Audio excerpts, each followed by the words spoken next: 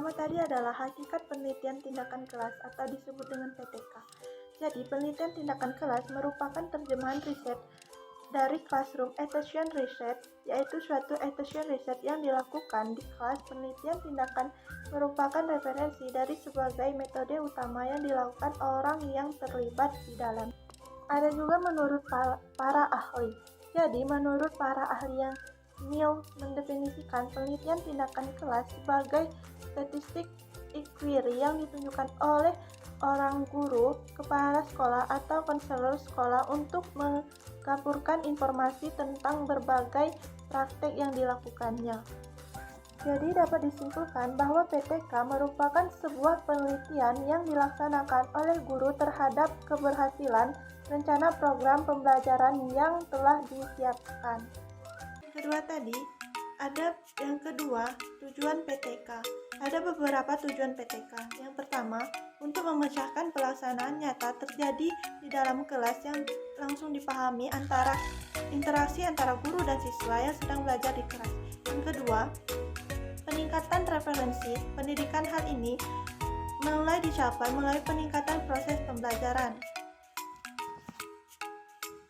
Yang ketiga, sebagai alat lebih inovatif terhadap pembelajaran. Yang keempat, menemukan kembang akademik dengan akademik. Yang kelima, peningkatan kualitas praktik pembelajaran di kelas secara terus-menerus meningkatkan masyarakat agar berkembang lebih cepat. Yaitu prinsip-prinsip PTK. Prinsip-prinsip PTK secara umum itu ada 4. Yang pertama, kritik refleksif. Yang kedua, kritik aletika. Yang keempat, sumber daya kolaborasi. Yang kelima, ambil resiko. Jadi yang pertama tadi, kritik refleksif, yaitu sebagai penghitungan situasi seperti catatan atau dokumentasi pembelajaran digunakan untuk membuat tuntutan tersembunyi menjadi lebih baik. Yang kedua yaitu kritik aletika. Jadi maksud kritik aletika ini digunakan untuk memahami antara pedoman dan konteksnya. Yang ketiga yaitu sumber daya kolaborasi. Jadi maksud ini prinsip ini masyarakat bahwa setiap gagasan seseorang sama penting dengan sumber potensialnya. Yang keempat yaitu ambil resiko. Maksudnya itu proses perubahan mengancam secara yang telah ditetapkan sebelumnya, maka diperlukan keseringan untuk mengambil resikonya. Empat, yaitu karakteristik PTK. Ada beberapa karakteristik PTK. Yang pertama, PTK bersifat fleksibel. Yang kedua, PTK digunakan metode konseptual. Yang ketiga, PTK merupakan salah satu indikator. Yang keempat, PTK bertujuan untuk memperbaiki proses pembelajaran. Yang pertama, PTK bersifat fleksibel.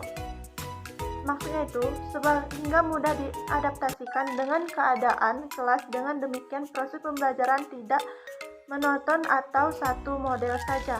Yang kedua, PTK digunakan secara kontekstual. Maksudnya itu, variabel yang digunakan dipahami berkaitan dengan kondisi kelas untuk sendiri sehingga yang diperoleh hanya diberlakukan untuk kelas itu saja dan tidak boleh atau tidak dapat direalisasikan dengan kelas lain. Yang ketiga, PTK adalah salah satu indikator dalam meningkatkan potensialisme guru. Maksudnya itu, karena PTK memberi motivasi kepada guru untuk berpikir kritis dan sistematis. Yang keempat, PTK bertujuan untuk memperbaiki proses pembelajaran secara terus-menerus.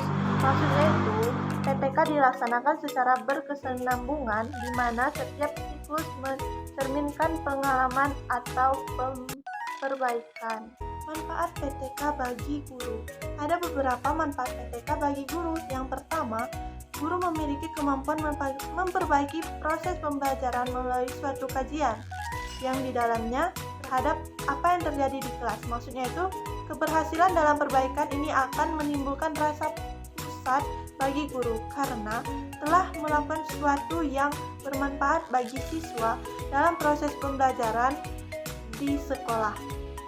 Yang kedua, dengan adanya PTK, maksudnya itu, guru dapat berkembang secara meningkat kinerja secara potensial karena guru mempunyai kemampuan melalui mereaksi diri dan mampu memperbaiki pembelajaran yang ada di kelasnya. Nah, yang ketiga, melalui PTK, guru dapat meningkatkan kesepakatan, berperan aktif, dan mengembangkan pengetahuan dalam keterampilan. Yang ketiga yaitu bagi sekolah.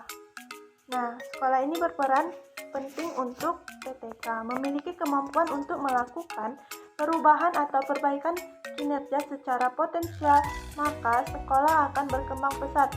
Sekolah tidak akan berkembang jika mulai tidak memiliki kemampuan untuk mengembangkan diri atau kaitannya dengan PTK.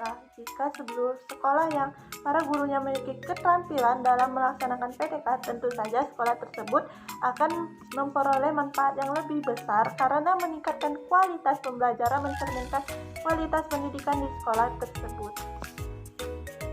Saja yang dapat saya jelaskan mengenai hakikat PTK, tujuan PTK, karakteristik PTK, prinsip-prinsip PTK, dan manfaat PTK. Sekian dari saya dan Sandira. Saya ucapkan terima kasih.